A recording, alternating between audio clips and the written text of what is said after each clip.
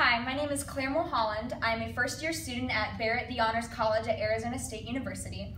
And today I'm going to be talking with you about the conflict theory and specifically Karl Marx as an honors contract project for my Intro to Sociology class.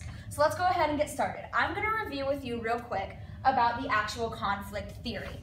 Now recall that the conflict theory basically stresses the unequal distribution of resources, status, and power in society. Basically what the conflict theory states and what conflict theorists also imply is that whether you are born into the upper, middle, or lower class, you will tend to stay there due to the fact that there's always going to be an unequal distribution of these three elements in your society. This also begins to characterize the social status of your place. Basically, this is where we see the vocab words of stratification and social inequality come into play. You are always going to experience some sort of conflict in society, whether that be in gender, race, class, you name it, there's likely going to be conflict here. Now, that kind of conflict was stressed and developed by Karl Marx, known as also the father of the conflict theory.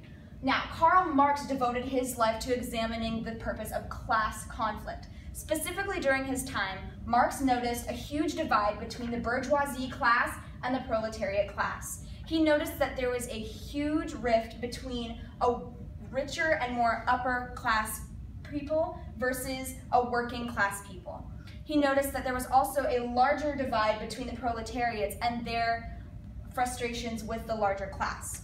Now, Marx also stressed that this may come from the concept of capitalism, and he believed that in a society that continued to look to capitalism as their defining factor, that it would just continue the cycle of conflict class theories. In fact, Marx even was famous for devoting his life to stressing that we should just do away with this entire thing and move to a system of socialism.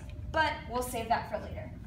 Now, as I'm talking about Karl Marx, I'd like to point out just who this man is. Karl Marx was born in 1818 and died in 1883. He was born in a Trier province of Prussia, which is now today's Germany. And what's interesting is that Karl Marx was born into a Jewish family from a long line of rabbis. Both of his parents were Jewish by descent, and they were born into a middle class. His father was also an Enlightenment man, meaning that he followed the principles of the Enlightenment movement of the time. Now, interestingly enough, both Marx's father and Karl Marx himself were baptized as Protestant.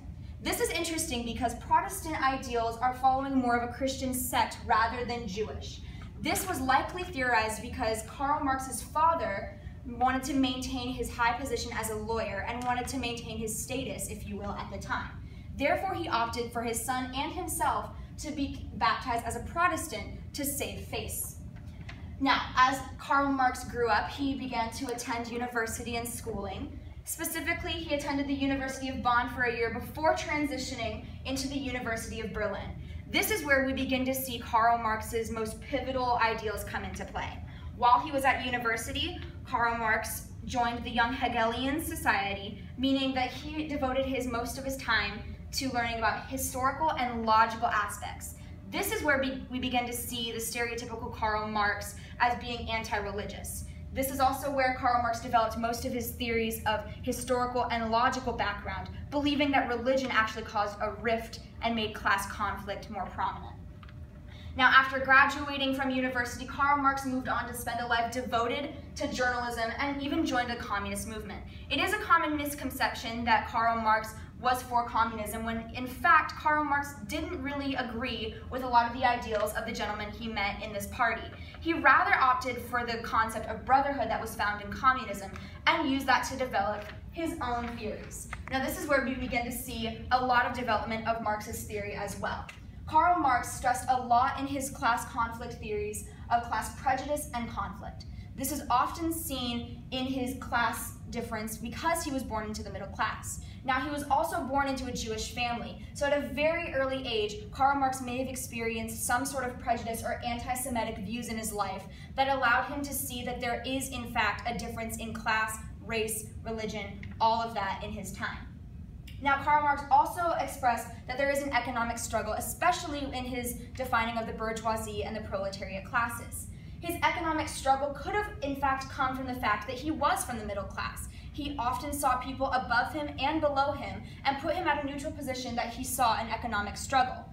Karl Marx also devoted his life to a journalist perspective, and he lived in poverty for much of it due to the fact that his works, though famous later in his life, were not made famous during his lifetime. And finally, he also saw the differing social constructs, and they actually made issues worse. This is where we begin to see that his concept of anti-religion, he began to look at it as more of a fact that it was smoothing over conflict rather than facing it head on. This is again where we see that his socialist perspective transforms and completely redefines in an effort to not only solve the issues, but alleviate the smoothing over concept of them. And even this moves on into a modern perspective of today. This is where I begin to develop my own theories of Karl Marx and how his theories extended beyond. So, in my personal opinion and in my theories as I examine Karl Marx, I begin to see that the statement, background places you in society, really rings true. Though Karl Marx was born into a middle class, no matter how much he worked and no matter how hard he worked, he still remained at a middle class position for the rest of his life. He even passed away with financial beneficiaries because he could not financially support himself or his family in his lifetime with his work. Now, this also moves into the fact that your life choices may even expand the conflict. Had Karl Marx perhaps stayed within his Jewish background or stayed within his Protestant background, he could have perhaps made a name for himself. Due to the fact that he strayed from this concept, he may have made matters worse and may have expanded his own personal conflict, even in an effort to make the society's conflict less. And finally, this also begs the question of how much power do you really have in society? This is expanded into the common works and the modern works that we see even today of William Domhoff, Who Rules America, and we begin to see that perhaps the power that you really do have is in fact the power that you are left with. There is no way that you can lessen or worsen your power, and in fact, the construct that makes your power and defines your power as a whole is money. We see that in the upper class that money defines where you are and defines where you will be, and lack thereof would actually define you as lesser or where you will be and ending up. Now, all of this does wrap up the fact that Karl Marx made enormous contributions to the conflict theory. And as we see today, that this conflict theory is even more reflected in the fact that perhaps it expanded and perhaps it moved on, but do we really know how much it got better? Who knows? Thank you.